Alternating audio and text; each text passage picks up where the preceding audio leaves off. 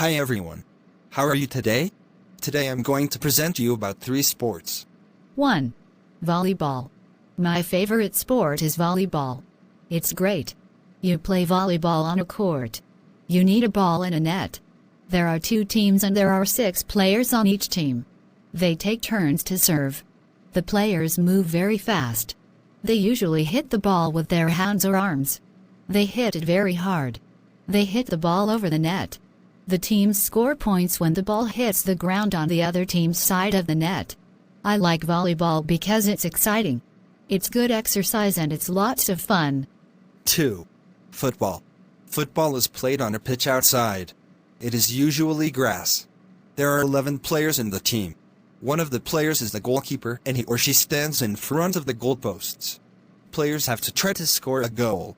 They can touch the ball with their heads and their feet but not with their hands. A game of football lasts 90 minutes. 3. Basketball. Basketball is played on a court usually indoors.